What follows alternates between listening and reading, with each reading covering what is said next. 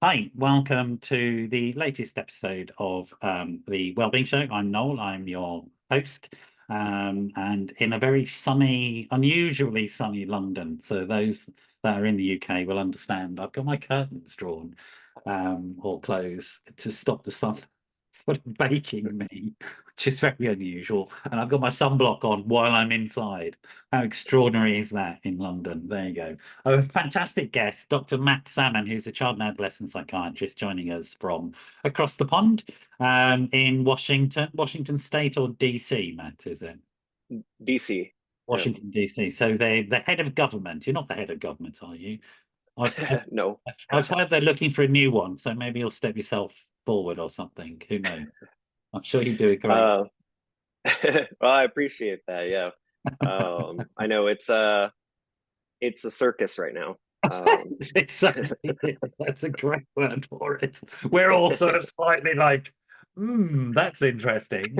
And I there's a know. lot. I feel like I'm watching reality TV show when debates are on. Like I'm being kind of like punked or something. I know it's quite extraordinary. There's a couple of our folk over there, and one who didn't last as long as a lettuce. So Mrs. Lettuce is over visiting Donald at the moment. Do you hear about that? One of our prime ministers who lasted a very Uh, short space of time, and a newspaper here said which is going to last longest, and they had a lettuce, and they had her, and the lettuce lasted longer than she did. So she's over that's there. awesome. God, that's extraordinary stuff. But welcome to the show. Let's not go down that rabbit hole because we would never come out of it. But welcome to the show. It's great to have you on. So you're a child and adolescent psychiatrist. Tell us what that means. Yeah. So um, I I have a medical school education, so went through the same process as any physician, and uh, and then after I trained in first adult psychiatry, and then did a subspecialty training in child adolescent psychiatry, and so my I primarily work with like those 24 and under. That is kind of my general population or my preferred population to work with. I like that kind of transition age into adulthood, Yeah. and it's oftentimes an age that gets left out because there are a lot of child and adolescent psychiatrists who prefer under 18, and there's a lot of, and then adult psychiatrists, they tend to prefer like 30 and up maybe, and but then so there's this like population in the middle who are trying to go through that process of adolescence where they're figuring themselves out to then becoming established as themselves, and they it's a challenging transition, and so It's I interesting. really like working with them. Yeah, it's a specific category in the UK. Young people go 16 to 24. And it's interesting. I wonder what you think about this, but I think it's interesting. It almost maps some of the most intense neurological changes that are taking place in our brains at that point. So after Yes. 24, we're still plastic. Our neurological development still happens, but it's really intense during that time. The only other time that it's as intense is the first 2 to 3 years postpartum. But Mm, then you have this period 16 to 24 when the brain just goes boom and really yes. explodes. Is that right? Yeah.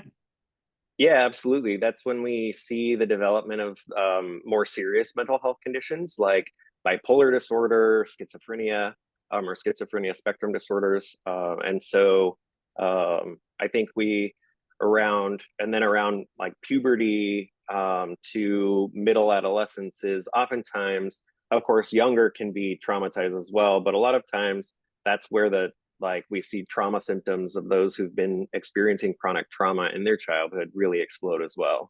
Okay. Tell us about trauma and childhood, because a lot of people will be surprised still. They may be familiar with terms like abuse, sexual abuse, physical abuse, etc., but maybe not as familiar with the notion that what trauma looks like, as opposed to those social services categories of parental failure. What do you mean by Yeah. child? So yeah, it's something that those who work with trauma have been really expanding the idea of what it means to experience trauma. you know, in the early days of understanding trauma, it was much more about like an event, maybe military being in combat or Yeah. experiencing a major like catastrophic event or like fear of or like threat to your life, serious threat. But we recognize now uh, more of a kind of complex picture of trauma, Yeah. which with complex trauma, what we see is generally experienced by those who have undergone chronic childhood trauma, which can include emotional and physical neglect. It can include like you mentioned, physical, sexual abuse, emotional abuse.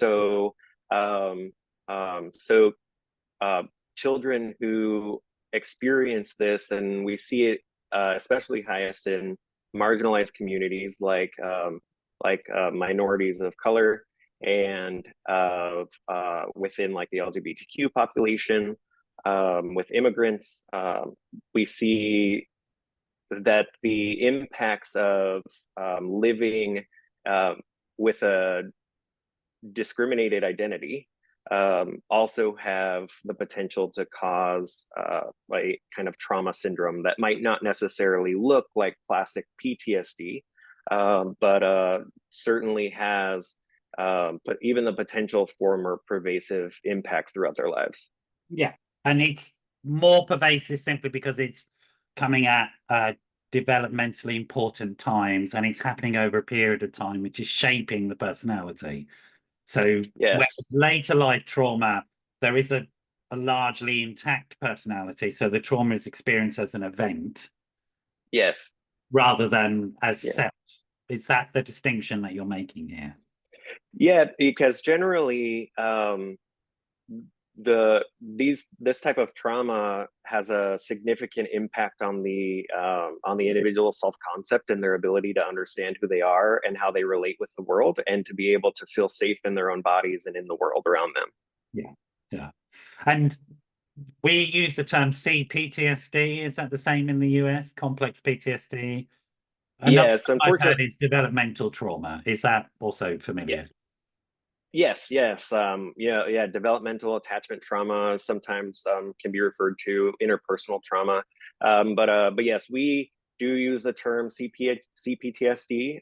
It's not something that's been added to our diagnostic manual, but those who really are experts in trauma recognize it as a true condition. Yeah. And trauma, it's important, I think. What I'd like people to do while we're talking about this is just think about if you're being activated, first of all, because we're clinically talking about stuff about what we're talking about is horrible things that have happened to kids. Yes. And some Yeah. of those horrible things may have happened to you. So if you're there and you're feeling sort of you may not even know, but you may be having difficult feelings, that's okay. Is the first thing I want to say is that having responses and reactions that are uncomfortable to this, whether or not you've experienced them, is a reasonable sort of thing. Matt and I are going to Mhm. talk about them as clinicians, and we're going to look like we're interested. Sort of, we have this strange stuff that we do for a living where we get interested in things that are horrible experiences of other people because we want to help them, and that's how we do it as professionals. But just want to acknowledge that Yes. as a personal thing. Sorry, you want to say something about it, Matt? I think the only thing I was going to add is that, you know, a lot of times those reactions, they can show up in our bodies, Yeah. where that, and that's another thing that, you know, early on wasn't really recognized was this body mind connection. And so sometimes people will be having not necessarily even thoughts, but like their body might be reacting um, in ways that they don't understand because they're not consciously aware of it coming up. So, I'm having um, a memory here. It's interesting because my practice goes back about 30 years now when I first started. I think my practice is older than you by the looks of it. I think you're not that much older but I remember like just hearing you as a young psychiatrist talk about the body mind continuum and link is very exciting for me because I remember when I first started, they were separated off. without a doubt. You Mhm. had biology and psychology and maybe some psychosocial understanding. But it was the early days of the understanding of the sociological construction of mental health, and it was seen as a quite bizarre offshoot. And actually, Yeah. people who advocated for it were quite bizarre, to be honest. So it was understandable. But now it is generally, I would say, generally accepted. Is that your experience as well? That our cells exist on a biological, psychological, social continuum. There's a Yes. relationship between all of those. Would that be right? Absolutely. I mean, all of the each of those domains they interact with each other very intricately in ways that we still don't even really fully understand. Yeah. And But yes, I think. yeah, trauma in Oh, I particular is was. interesting in this conversation, isn't it? Sorry, there's a little bit of a time Yeah. lag, so we're talking over each other. We just have to live with that, I guess. Um, and it's also because I'm interested and I'm interrupting, so my apologies. But do No, push. that's okay. I may do that too. Yeah, good, good. You do that as well. Trauma itself is really, really interesting when it comes to looking at epigenetic changes, right? And its Yes. impact on our genetic structure. Could you talk a little bit about that, what that means? Because you'll know far Ab- more. yeah, absolutely. So when DNA or human genetics was first really understood or began to be understood, we had there was this notion that DNA was static or unchanging, and that like what you were born with, half given from one parent, half given from the other, Yeah, that that was what stayed with you throughout the rest of your lives.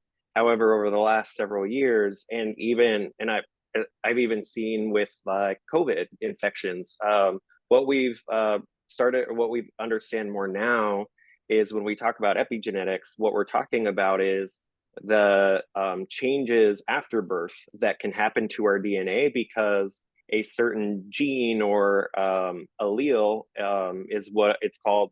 We get one allele from one parent, one from the other, and that makes a gene. Um, with one of them because of some life event, either a medical illness, a physical trauma, even emotional trauma or psychological trauma, can turn on one of these alleles or even more than one, which can create changes in our bodies and minds that may result in a chronic physical or mental health condition. yeah, So there's understanding that like autoimmune conditions, even diabetes, are potentially linked to epigenetic change. We've seen COVID cause epigenetic changes in people and trigger chronic illness, and so it's not just the perhaps week-long syndrome that a person gets, but it may turn on something that will ultimately disable them throughout the rest of their lives. yeah. And in terms of trauma specifically and this sort of developmental stuff, what's our understanding currently of the impact, if you like, biologically and psychologically? That's a big So, question. Sorry, Matt, I just realized that's a big question. Tell me all the research yeah. over the last 20 years, if you don't mind, in 2 seconds. So we've seen. I mean, there's. I don't know that we have a comprehensive understanding of all the potential uh, impacts that there may be from psychological trauma. But we do know that psychological trauma can induce these changes, and that may that may lead to any number of things.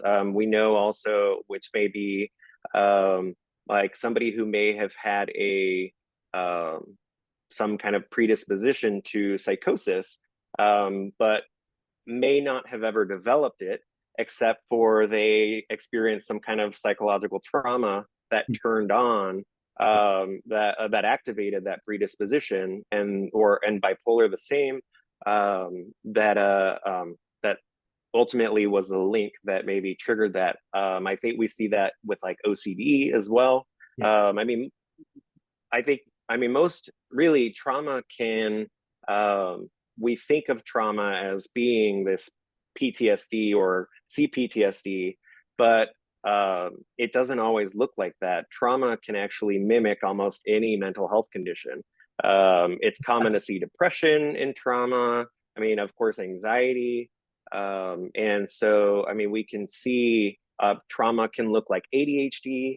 Trauma can look like bipolar disorder, even if it's not actually bipolar disorder. Yeah. It can look like trauma can look like other neurodivergence. Even a lot of times when evaluating for like autism, they'll Yeah, explore complex absolutely. Yeah, trauma yeah, because yeah, yeah, you yeah. know, yeah, if you think that like that throughout your life you've chronically been experienced interpersonal violence, whether verbal, emotional, or physical, those individuals are going to develop in a way that makes interpersonal interaction really challenging. And so sometimes that, I mean, it really is quite amazing, not in a, of course, like positive, No, like no, great way. it's extraordinary. Um, Yeah, it's definitely yeah, extraordinary. but it can on it's they call it they call trauma the great mimicker because it Yeah. can really look like anything. And behind that are these processes around stress and stress management or lack of stress management, an overwhelm of the biological system. And it's an attempt to cope, right? Yes, yes, and um, what happens is so if you think about let's say um, what we expect in typical situations that are frightening or perhaps like have the potential to um, be traumatizing. What is supposed to happen with the nervous system is we're supposed to be activated. We're supposed to have our sympathetic nervous system, which is that fight, flight, freeze system, turn on because that causes adrenaline to go, and enables us to either fight or get out of there. And um, then after we are out of the situation, that's supposed to drop back down and return to its baseline. But with people who experience major trauma or this complex chronic trauma through childhood, what happens is their system is never allowed to calm down and return to baseline because they're constantly in survival mode. And so we see this also in it ultimately is we see it in marginalization as well. So those who live with an oppressed identity, and so they're referring to this impact as the social determinants of health, which is what happens is these individuals, they, because their system never is able to settle, so their cortisol is always high, their adrenaline may always be high. Ultimately, that has significant impact on their organ systems, and can lead to which is the reason that these populations have higher propensity for diabetes, high cholesterol, cardiovascular issues, or other disability otherwise. Yeah. And so what we're talking about here is chronic stress over a period of time, not necessarily the type of spiky stress you might get by going into the front line of a battle where there's an immediate danger. And you may not even be aware that you're at risk. It may have become normalized. Because if you're a black person walking around the street, you just sort of get used to the fact that people are unpleasant to you and that you're always hyper aware. If you're obviously from the LGBTQ community. Maybe you're very camp in your appearance or something. You get used to having to live in this defensive state. If you're in a Yes. situation where your parents are unforgiving of your sexual identity or your gender identity, again, your home is no longer safe. It's that type of chronic, long-term heightening of stress levels that we're talking about here. Is that right? Yes, absolutely. And so, for those who don't have a safe place where they can go for everything to settle, and I mean, we want that to be home, but as you mentioned, like with the LGBTQ community, we don't, that's not always possible. One thing that we do see though is that if LGBTQ plus individuals have just one affirming adult in their lives, and that could even just be a mentor or a teacher or a neighbor that they got really close to, it doesn't necessarily have to be a family member. It significantly reduces their risk of chronic mental health issues. Okay, so that comes, I mean, it's really interesting. I mean, childcare legislation is very different between the US and the UK, and people maybe don't understand just how different it is. It's hugely different.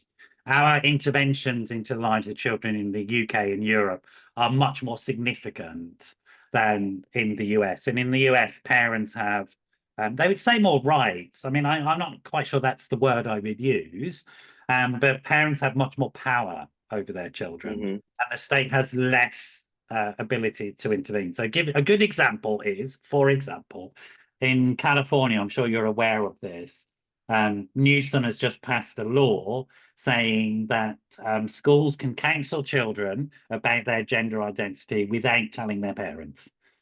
And that's the Yes. first state in the US that's allowed that. And that would sort of be normal practice here in the UK. We'd assume that a professional should be able to talk about children. In fact, we had laws called Gillick competency, which Mm-hmm. was a woman called Mrs. Gillick, we'll call her, got really angry with a doctor giving healthcare advice to her female children without her consent. And the law was established that the children, even though they were under 18, had the capacity to understand what they were asking for and had the right to privacy. And so that's been Mm-hmm. established now in UK law, but you don't have a similar thing in the US, do you? No, in the U.S., with the way that our republic was established, was it gave a lot of rights to states to act separately, and so while a place like California, which is one of the more progressive, may be enacting some of these, we have other states who are actually rolling it back, and in some places, teachers can be fired even just for referring to a child by the name and pronouns that they asked to be called by. They can be fired for not outing a child to their parents if the child identifies as LGBTQ plus to their teacher. And so we have Even with the a great knowledge divide. that that family would be abusive towards that child, it's still the law. Yes. That's right, isn't it? Yes, it's really unfortunate what we're seeing in the US because we have this far right movement that, is they fear social progress and because of, maybe very staunchly conservative religious beliefs or what have you, or just complete prejudice. There is this huge push to return America to the 1940s, Mhm. and pull back a lot of social progress that we've made, and that has one of the main communities that has impacted is the LGBTQ plus, but specifically the gender divergent population. Yeah. So let's talk about this population, if you like, Mm-hmm. in sort of more specific terms. Let's get a bit granular in the conversation. So the first question I'd have to you as a doctor, as a psychiatrist, as a medic, as a highly qualified person that has done more training than sort of they really want to in their life. And tell me, is it possible to change your sexual if you're gay or lesbian, is it possible to just make a decision about that I want to change, or is it something that is that's you're born with? I mean, how does this work? You tell me.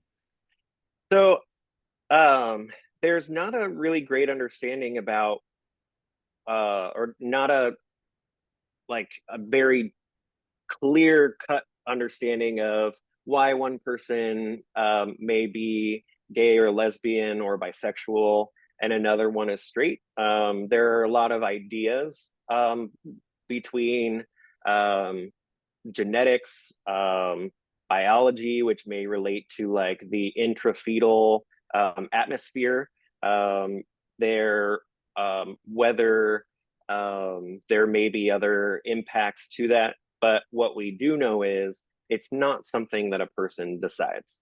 Okay. A person who So I can't wake up is tomorrow and go, because I'm straight. I can't wake up tomorrow and go, actually, I prefer to be gay, and then just suddenly have an attraction to men. You're saying that that's not possible. No, I mean, you could choose to um, experiment with a Yeah, yeah. man, certainly, but you would not be able to just say, nope, today I'm gay, and that's what I'm going to be. And And the converse would be true, I guess, as well. That if I was gay, yes, then it wouldn't be a question of like tomorrow I would go, oh, actually, no, I've changed my mind. I think I'll be straight. And then suddenly you're having all these straight feelings and thoughts and experiences. Is that correct? it if that were possible, we would probably see much less of that happening in the world, especially prior to like 10 years ago. Um, and yeah, I mean, it's something that I'm not sure what the laws are in the UK, but again, with states having different but like ability to enact certain laws, there is a great divide. I think we're almost to 50-50 right now, but across the US, we have I think still a majority though of states that allow um, what is referred to as conversion therapy. But of course, you know, as we were talking about, it's not a therapy because therapies heal, whereas the data is clear that conversion therapy is a psychologically traumatizing, sometimes depending on the where it is done. Like in some religious circles, there may be even, and in the past, like how it was done even clinically with professionals, um, there was also a lot of physical trauma that occurred Yeah, because of, you know, things, shock therapy.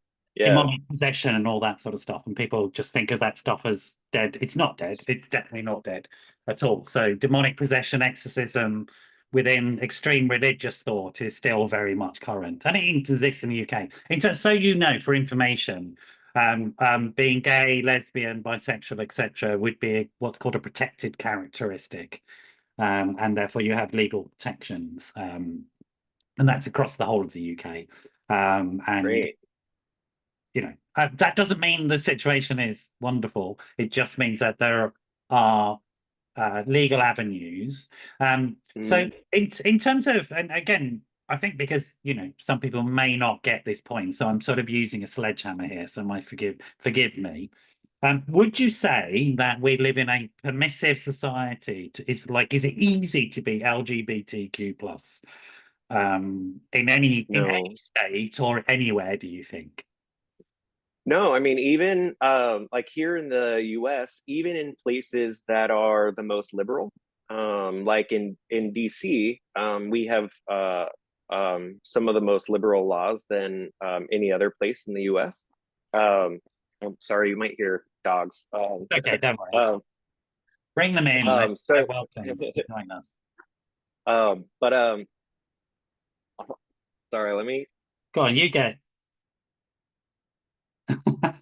That's great. There's his Okay, having his sorry, dogs off sorry for about those that. that don't know. Uh, They could join us, it's um, fine. yeah, oh, they've been napping until something upset them. Okay. But here in DC, one of the nice things, as you were talking about, like children having autonomy, we also have in DC where youth are under 16 and older, whereas a lot of places it's 18. They are legally permitted to consent for themselves for treatment. 14 and up can consent to therapy without medical intervention, without parental consent.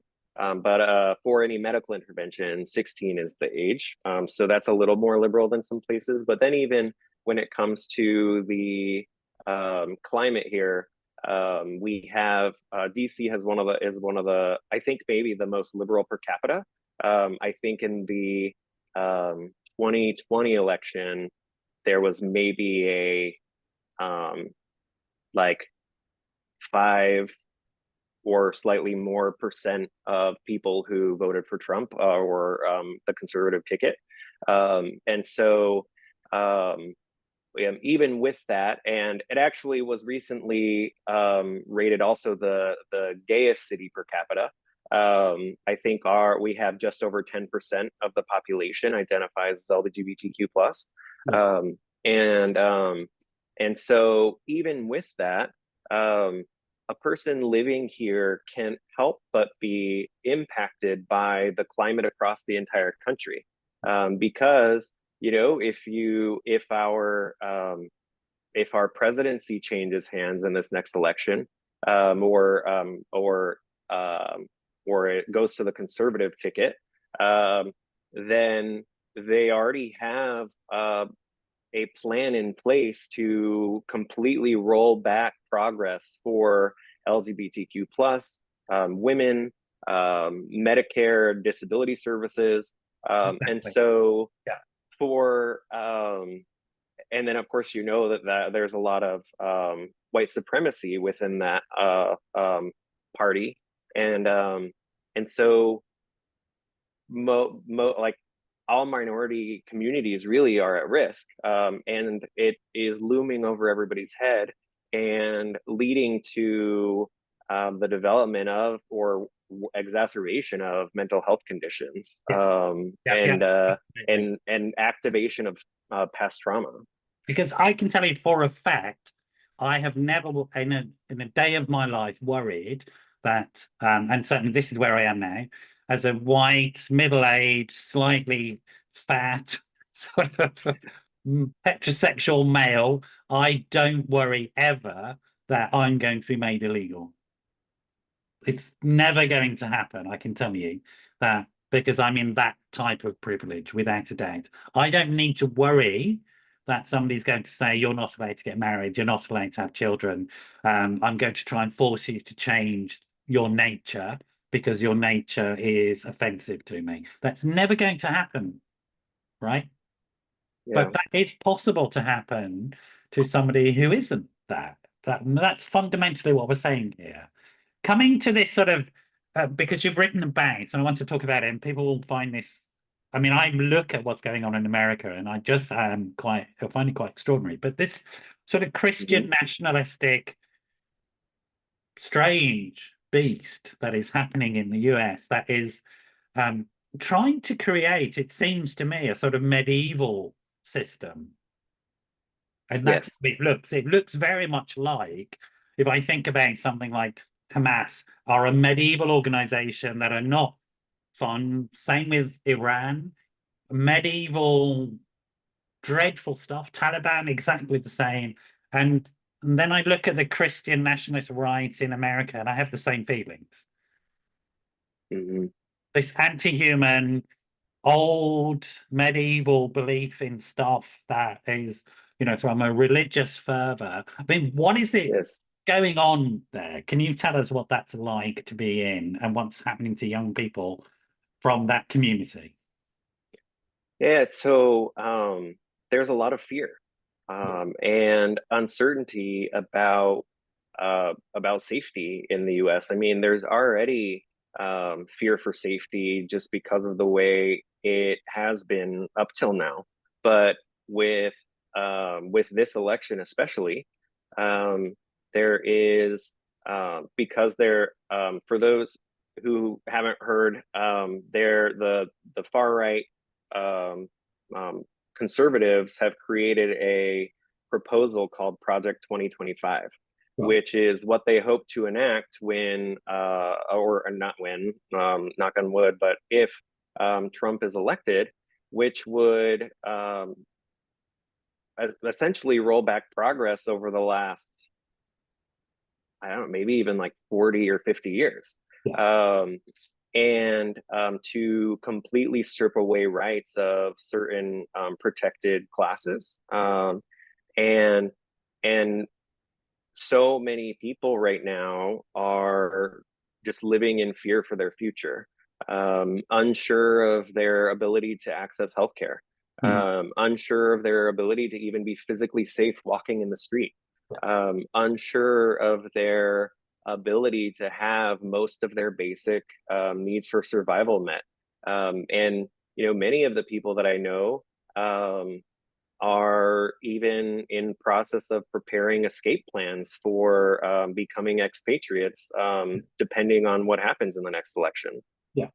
And those would be adults who have the means to do that. In terms of Yeah. children, young people, which is your sort of speciality, your area, what's happening with what are already vulnerable groups? We've made the point that it's not easy to be authentic about your sexual orientation if it isn't straight. It is not easy. Nowhere on the planet is it easy. And in some places, it's downright dangerous. You will be imprisoned. And it wasn't that long ago that it was illegal in the UK, to be honest. Back in the 60s, it was illegal to be gay. It wasn't illegal to be lesbian because it was invisible to be lesbian, but it was definitely illegal to be a gay male. That despite the fact that our lives were saved largely by a gay male who broke the Enigma code. I mean, it's quite extraordinary.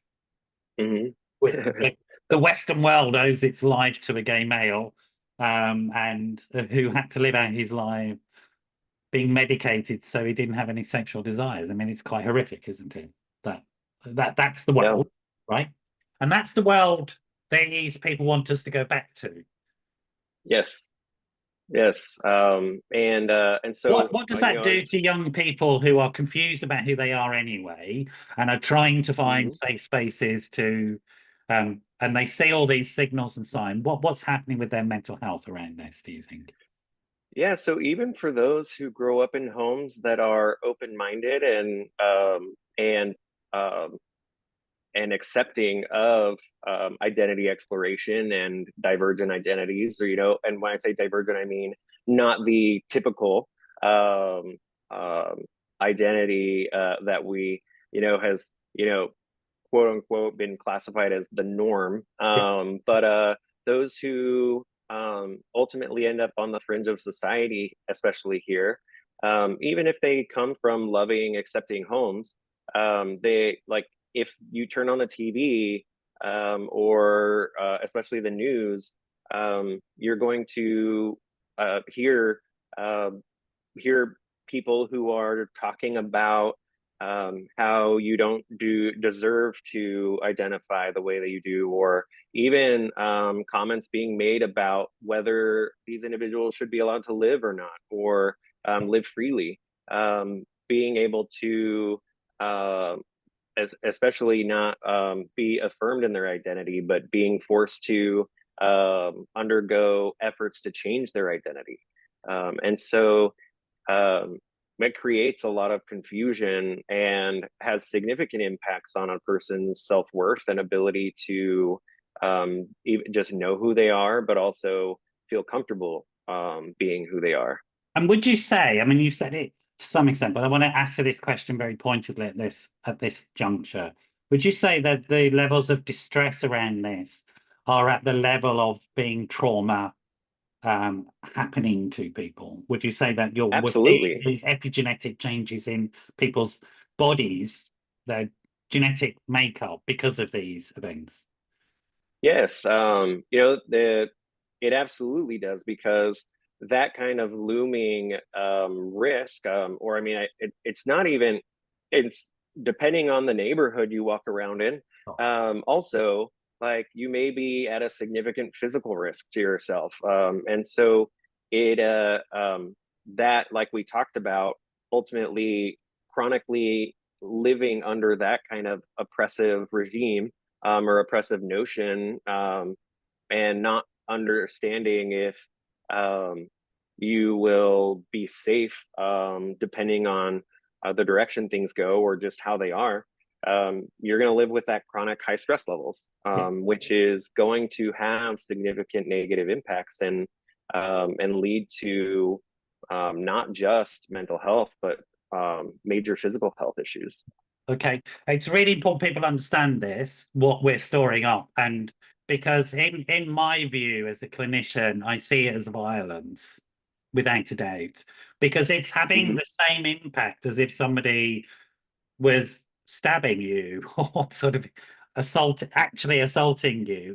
And we know, and people should understand this. We know in the UK, I think this is very clearly established that if a child witnesses domestic violence, it's assumed that the violence is happening to the child because psychologically it is, because a child cannot make Yes. the distinction.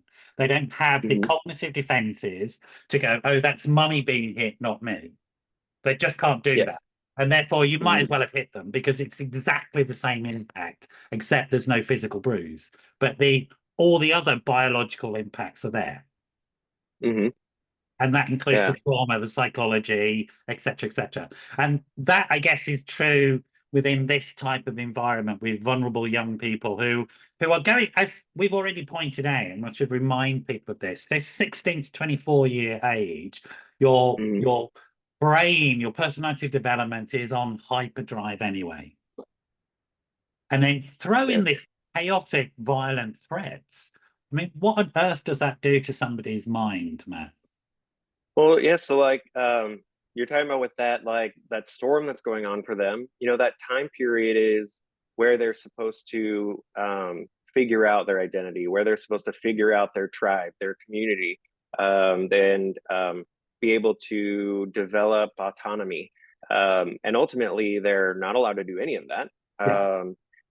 There may be some like safety for that within their home, but outside of that, they might have to do what's called code switching, where they can be one way at home, but they have to be a different way outside, and that may be opposite. Home may not be the safe place, whereas like at school, maybe they have a safer atmosphere, and so they're ultimately, because they can't fully develop their identity, they can't those that they identify with or are starting to identify with, they're looking around them and seeing, well, I'm like them, and that person was violently assaulted, or I identify with these people, and as a whole, we're being told that we are wrong, and that it's disgusting or an abomination to be who we are. Yeah. Um, that ultimately um, creates this complete dysregulation of the system and inability to uh, properly develop. All right, I was just having a moment of anger there, so I was having to process it. It infuriates me, this stuff. I mean, the anyway, I'm not going to go down that rabbit hole because I'm very angry about it. But in terms of this code switching, is it something? I mean, you would obviously know about DID, dissociative identity Hmm. disorder, which is where the mind can't fully cohesively form. So different identities form as a way of protecting against unbearable traumatic events, right? And Hmm. it used to be called multiple personality disorder, but now it's called DID, and it's where that sort of trauma masquerading as psychosis is often, Hmm. the numerous voices. They may be DID, it may be biological, we don't know. But this code switching, is it more conscious? Are the personalities here and there more integrated, or can they be quite split off as well? So with code switching, we're generally talking more about a conscious, or like it may be subconscious. Like there may be some things that we just naturally switch. Like I grew up, um, with this notion that to be too emotional was not really and well, I mean, I guess most male identified, or most men are going to have maybe that same kind of notion where it's not masculine to be emotional. And so I learned, and then I also have the added experience of it making like that being a reason people might discover that I was gay. And so could ultimately also lead to being very unsafe. And so, I developed kind of an unconscious process of emotional suppression, Yeah. or like emotional attachment as a result of that. So there are some things that I think are, as far as like code switching, that may be unconscious. But a lot of times I think when we're referring to code switching, it's more the conscious things that people do. Maybe when you code switch, like for like a gay kid, um, they might speak and a slightly higher octave when they're with people they're safe with. And at home, maybe they speak with a slightly lower one or more monotone. So they don a lot of like emotional kind of tonality. They might have different mannerisms. They might even take personas for a different situations. So yeah. yeah, Mhm. okay. I get that and I understand it. And so it's helping them survive, but it's not particularly healthy psychologically in one sense, because what No. you're learning in that is you can't be authentically you. You're not allowed to be yourself. You have to adapt Yeah. yourself to situations. Um, let's Hmm. go back a bit because I got angry when you mentioned the term conversion therapy. I thought I better not talk about it then because I'll just lose the plot, as we say in the You're UK. not alone. You're not alone. Like, I mean, I do actually want to cause physical harm to myself when I think about this stuff. So there's been what's called a memorandum of understanding in the UK, which one of the psychoanalytic organisations, and I won't say who, has pulled out of recently. And I'm holding my head in despair. I'm registered with a regulatory body called the HCPC, which is a government Mhm. organisation. And it is understood in at my profession and all those that are regulated that we agree to what's called the Memorandum of Understanding, which is done with the NHS, which says that conversion therapy is not a therapy, it's a form of abuse and should not be used. Mhm. And if anybody from my regulatory body who were to use it would find themselves losing their license and facing prosecution, as they should, because it's not a therapy. Tell Mhm. us what it is if it's not a therapy, and where does it come from, Matt? So, I guess for background, unfortunately, I was conversion therapy was ultimately the fault, or was one of the kind of the leading fault rested with the psychiatric Yeah, associations at the time. yeah. And of course, there was like a religious kind of push, a conservative Christian kind of push for this movement, but it really started when the American Psychiatric Association labeled homosexuality as a disorder. They actually, I think, originally called it a sociopathic condition. Yeah. Um, and then over time, You it can't blame became, the psychiatric association. You had to blame Freud because he started that one, to be honest. well, Freud actually, there's actually a letter that he wrote to a mother who asked him to do conversion therapy on her son. And Right. he wrote her back and said, while being gay may not be like may not, I can't remember exactly how he said it, but like while it may not necessarily be like a ideal experience for somebody, especially now, there's not it there's it I could no sooner change somebody from gay to straight than I could from straight to gay. And so Oh, um unusual humility for Mr. Freud. yeah, yeah, there's a lot of yes, That's it. but That yes, was great. they Anyway, took that's an aside. I'm just trying to lighten it up so that neither of us get they too took upset his about it. ideas. Yeah. Yeah, and ultimately with the classification of it as a mental illness, Yeah. they ultimately decided, well, if it's a mental illness, We need to treat. we can cure it, we can treat it, and so they started out with doing really horrific things. They were doing lobotomies on people. They were doing electroshock therapy on people. They were doing, which is they would show pornographic images and even attach the electrodes to genitals. And if they got aroused, they would be electrocuted. Right. Or they would also do like ipecac therapy, which ipecac, if you induce it, it causes vomiting. So they Mhm. would do the same kind of thing, show pornographic images, force them to drink ipecac, so they would vomit looking at the The whole pornography. range of aversion therapies that we would now call them, which have been thoroughly Yes, debunked. They don't work. yes, and so I mean, people. Although we It should was put a little. just as one aside, because transcranial therapy is very good for depression, and some forms of electroconvulsive therapy are very good for treatment resistant. So Yes. I'm just wondering if somebody's heard that they're going to get electroconvulsive therapy. It's not a form of torture, I promise you. So, like, Yeah. Yes.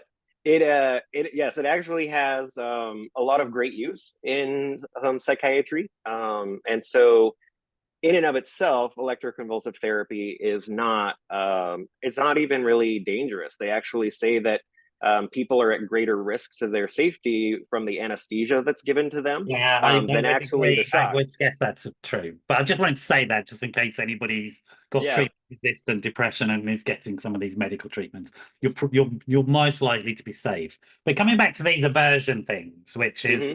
where it went in the treatment of certainly gay men, I guess lesbian women, Yes. etc. Yeah. Yeah. So it was a little easier for people to get behind that being terrible. These aversion therapies. But what developed out of that was what is classified or what has been coined conversion therapy, Right. which is it's essentially, I mean, has colonial roots of like um, we think this the way you live, the way you identify is wrong, so we're going to try and like force you into what we deem appropriate.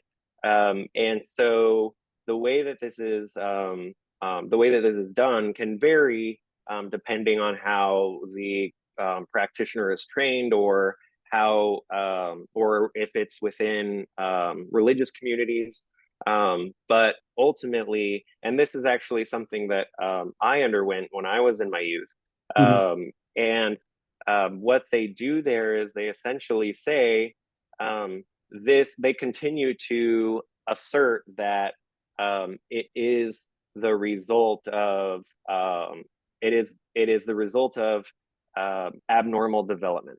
Right. um, and so I was told that because my father traveled a lot for work and was often away, I didn't have um, a present male role model to identify with his masculinity, and therefore I over-identified with my mother and her femininity, and saw my father and his masculinity as exotic, and so they told me that because of that, my mind ultimately made the exotic erotic, was So what they said. could you, just as a matter of interest, could you give me any reference to any research at all that backs up those statements? Any So biological, psychological research that demonstrates that that is correct? no, there. I mean, and this has been explored by all the major bodies in medicine and psychiatry. Um, there are some fringe and more conservative leaning who present data, but it all has been debunked by proper mental health associations and bodies. And is And being homosexual currently listed as a disorder in any significant diagnostic manual that you know of? No, no longer. Not ICD or Um, DSM? No, I'm not aware of any. Those are the two mm-mm. main ones that are used internationally, right? DSM being the US Yes. Diagnostic and Statistics Manual, and Hmm. ICD being the World Health Organization Manual. I'm not aware that Hmm. in there homosexuality appears as a mental disorder at all. No. Unfortunately, it does list gender dysphoria as a condition. Now, Long, hopefully. yeah, hopefully it won't. And but there is like caveat to say that it is more socially driven, rather than being rooted in any kind of biology, or Or as a like professional in the field, a well qualified, registered, regulated professional, which I am as well, mhm. um, would you say there's any basis whatsoever, from your understanding of the field, to be offering treatment on the basis that somebody is homosexual? um Other than it may be a other human being with depression or a human being with trauma, or Yeah, I but mean, for the for fact of I mean, they may have internalized homophobia that they could benefit from affirming interventions, Yeah. but certainly nothing that would be targeted at changing a person's identity, but more helping them understand and accept who they are. And I'm not aware, and I've studied this quite a lot, even with, I mean, there were sort of, I've worked with torture victims, for example, who've been attacked by a state body. And I'm aware as a psychologically informed practitioner, as a mental health practitioner, that we can destroy somebody's mind through these techniques. We can destroy Yeah. people. But I'm not aware of any evidence whatsoever that we've actually been able to alter somebody and maintain their mind. No, I mean, if you think about Kinsey and his scale, so there was a doctor who studied sexuality and identified it on a spectrum from, I think it was 1 to 6, and with 6 being like almost entirely homosexually identified or homoromantically identified, and on the other side being almost exclusively like heterosexually or heteromantic identified, with a bisexual in the middle. And so, there, if you think It does about, that U curve, doesn't he, with that one? It's a sort of U curve, isn't it? So you, yeah, I think so. yeah. So Hmm. it's people think it's like a straight line. It's not. It's more of a U curve, that the Kinsey scale. It's a really useful thing to look at, I think. Sorry, you were going to say about it. Yeah, absolutely. So, if you think about maybe some of the people who land on like a 2, 3, or 4, like if you think about those individuals coming from very oppressive communities that say that they can't be Yeah. on the other side of on the other end of the spectrum, or even within the like middle section, if you subject them on top of the oppression that they experience and the fear that they live with as a result of having these attractions to people that they're told they can't, and being told that they are disgusting, sinful because of this, and you subject them to these therapies, like in Mind, that taught, like what you need to do is, part of what the problem is that you don't fill like your masculine connection in a healthy heterosexual way by through like straight male bonding.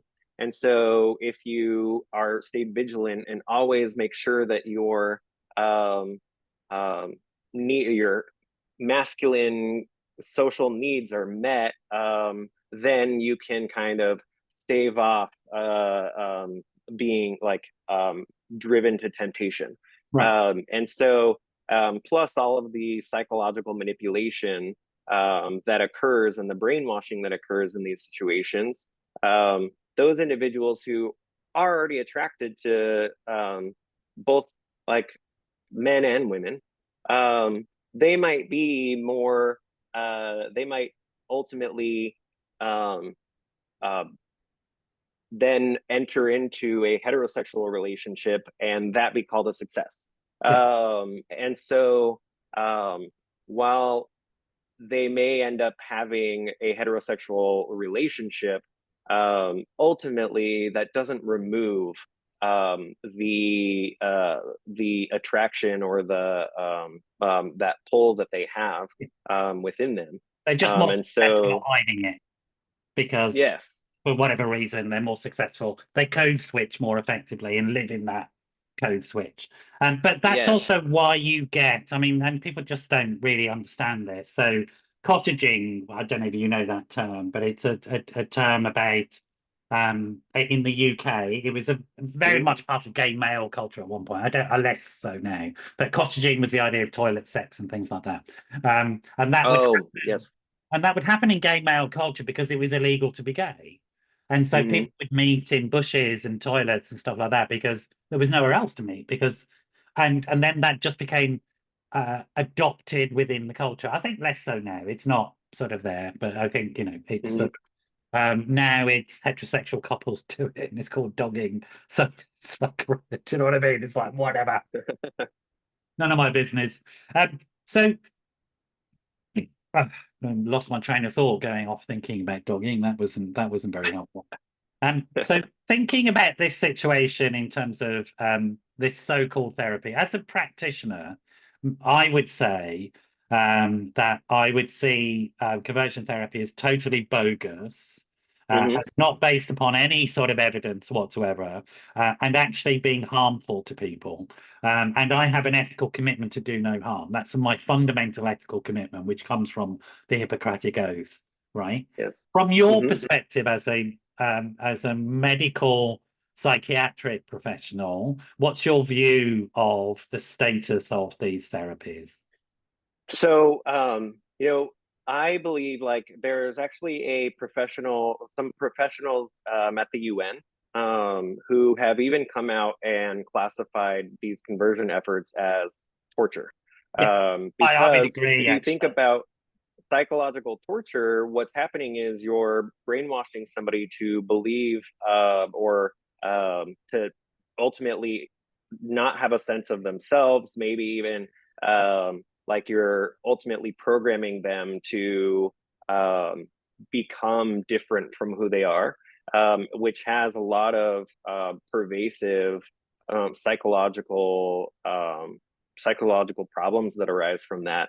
And so these are the same effects that we see happening to those who have undergone these efforts. And so I classify it as a form of torture. I certainly would if it's sanctioned by a governmental body, which it seems to be happening more and more in the US. It definitely wouldn't be Yes. sanctioned by a governmental body here in the UK or even in Europe, I don't think.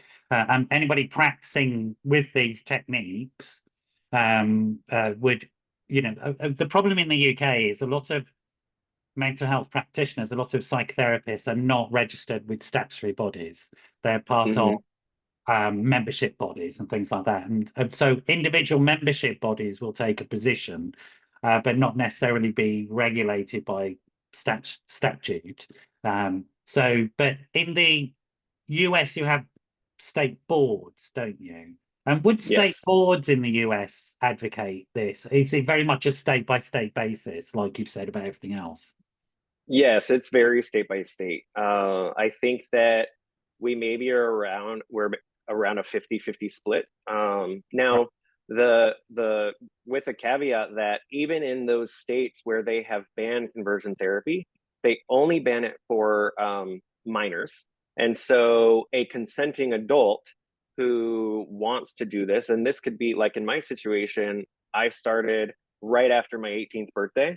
And so I technically was a consenting adult. But if you think about growing up in a religiously oppressive home that was also extremely conservative and political ideology, and being taught that what I was an abomination and that it was disgusting, and that it was something that needed to change, that I couldn't be. I like, if you can call that consenting, yes, I signed the document to put myself into it, Mhm. um, but I didn't feel like I had any other choice there. Yeah. So there wasn't really, um, when we think about consent, like we can't properly call that consent. And so many young people who are over the age of 18 and in similar situations, they can still be subjected to it, even in the most liberal states, where these minor bans have been put in place. And And so it's also no state bans what it we said across about the board. internalized homophobia as well, is where one experiences oneself as bad and wrong because of social messages. And people may understand it in terms of, many women will understand it in terms of having a sense of badness or wrongness about their body shape, for example, because the world tells them they must have a certain body shape. And so I think people can Mhm. identify with that and understand those processes. When your social reality is telling you you're bad, because we're a social animal, we want to try and not be bad. We want to try and fit in. We want to find a safe herd. to be part of. And so you're absolutely right. Is that informed consent? Probably not. Probably not. You know, it maybe is legally consent, but there would be significant questions about how informed that consent is. We're at the end of the sort of at the end of the show. I told you we would fly by. I just want to check in with you in that you've been very kind and generous in discussing your own personal experiences. And you've discussed them in a very professional way and presented the evidence to us, etc. I just want to check that you're okay, though, really. Because some of these experiences were shit. I mean, they really were. They must have been horrific for you as a person. Yeah, it's something, actually over the last year, and I don't know if we're at that point yet, but I just wrote a book about a lot of this and put it out. And so it's something that I've come face to face with, and have found myself on the other side. I was surprised by how much actually I was still kind of working through, but actually writing about it and putting that out there has been really helpful. And that's one thing. Pride and Prejudice, Healing Division in the Modern Family. Is that right? Yes. Yes. As a Britishman, I have to say I like the choice of Pride and Prejudice. Well done. You get points for that. Very definitely. And my editors were a little concerned initially. Well, no. I think referencing a classic is always a good idea. And I see a mini series coming out of this if you play your cards right. Oh yeah, I would love that. So this is a book about your experience. It's more autobiographical, right? Yeah, so it's kind of part memoir, part like mental health kind of guide toward self-acceptance and other acceptance. So moving from a place of, because like with my family, initially in a place of intolerance, we have completely evolved. Myself with my internalized homophobia, and then from their perspective, we've moved to the other side of embracing my identity. And so I kind of walk through the process of us getting there to help other people be able to move through that in the same way. Super, that's wonderful. Have you written any other books? Do you have other resources where people can get hold of you if they, because it's a much needed service, is sensitive practitioners who understand these things. So it's my first book. I don't, I say that, but I don't have anything else planned, at least in any near future. You're not but I, yeah, I've done it. I've survived it. That's enough. I know. I need a break, probably of at least a few. You need years. A bit of therapy. Oh, I'm weekly in it, so. But I am on social media. So on Instagram and TikTok, I'm not as great about posting as much like what I'd like to, but my hope is to start getting more into posting, just more educational, helpful material on them. And on both, my handle is love Matt RS. So love MATTRS. If you want to find me there. We'll make sure the links are underneath the video, plus a link to your book. Do you have a website as well, or is it the social media sites? So I have a like a landing page for the book. It is Pride, the letter N, prejudice.com. Great. Fantastic. Again, we'll make sure that that's there. And where do you practice now? Are you in private practice or are you working in a hospital? So I work in community health, actually, in one of the leading LGBTQ plus affirming health centers in the US. Are you allowed to name them, or is that unacceptable? So yeah, I can't, nothing I say is like, I can't speak for them, so I'm not a representative of them, but I work at Whitman-Walker Health in Washington, DC. Super. And we're okay to put a link to them because they sound amazing if they're doing such wonderful work. So that people, yes, these centers of excellence need to be promoted, to be honest. Look, we have come to the end. I'm just so happy that you've come on and talked to us. And it's really, really important because I know that this side of the pond, people watch what's happening over there with some anxiety as well, because the reality is some of our politicians are flirting with this nonsense, and Yeah, and it can't be allowed to happen. And it is really important, I think, as mental health practitioners, that we don't shirk our duties to say what is right and what is wrong. I agree. And Wrong. that's Yeah. yeah.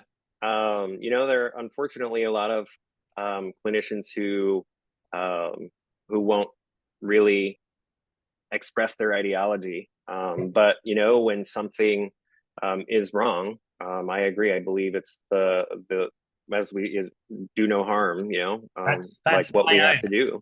That's my oath, and I stick to it. Mhm. I won't tolerate it. It's intolerable. Yeah. Get back and be quiet about this. How can you be quiet when you're a mental health clinician and so much of your clients' mental health issues are driven by sociopolitical factors? Like you They're can't all not Every advocate single for one of change. them are driven by socio-political factors. Every Yeah, single person. It's yeah, the environment, kiddo. That's what it is. We get that right. And, do you know that joke? Before you diagnose yourself with depression and anxiety, make sure you're not surrounded by assholes. I haven't heard that one, but I like that. Yeah, It's the truth, right? It's the truth. yeah. I know the number of people that come to me and they say, I'm depressed and I just like I don't have any reason to be depressed. And then we talk for 30 minutes and I'm like, There's one. what? There's the reason. Like, There's the reason. yeah, There's one. There's here all. are all of the Change reasons. that, and Yeah, you'll be all right. yeah, And also, we should say one of the best research links between health and well-being, or ill health and lack of well-being, are socio-political factors. So we know, for yeah. example, poverty is a big driver of these issues. Racism, intolerance. In cultures, this is really interesting for people who are listening, maybe, or it's interesting for me. In cultures where the word depression doesn't exist, there is a term that's used called social death. Hmm. And social death can lead to physical death if people are excluded. That's the truth. We Yeah. know that. We can call it loneliness. One of the biggest risk factors at the moment for early death mortality is loneliness. Hmm. It really is. Yeah, absolutely. It's awful. Isolating individuals because of characteristics they have no control over, that we've just decided are bad, is killing them. And that's unacceptable. It's absolutely Yeah, unacceptable. I know. I think they've even found that it can be a greater killer than smoking. Yeah. Yeah, I mean, without a doubt. Look, Matt, it's been wonderful to have you on. Thanks for your generosity and kindness and your authenticity and your openness. Thanks for the work that you're doing to do the right thing and get the message out there. We're going to go for now. You just stay there while I say goodbye to people. I hope you've found this useful and interesting and informative. And I hope if you're listening as somebody who is getting negative messages about who you are as a person, I hope this has inspired you to understand there's nothing wrong with you. It's all them. It really is. It's not you. Yeah. It's If you them. take away anything, that is what you should take away. Absolutely. You're all right. You really are fine. Go find your tribe that will love you. That's the most important thing. We'll Mhm. also put, and I'll get Teresa to email you about it, but we'll put resources for LGBT youth communities and so on, so that Mhm. people can find safe spaces and organizations and groups and peer groups that will support them. So we'll make sure we have all the links to everything and that people can go. Thank you for being with us. I'm going to say goodbye for now. You stay there. Goodbye, everybody. I'll see you at the next show. And what a fantastic afternoon this has been for me. So thank you very Yes. much. Thank you for having me. It's been a pleasure.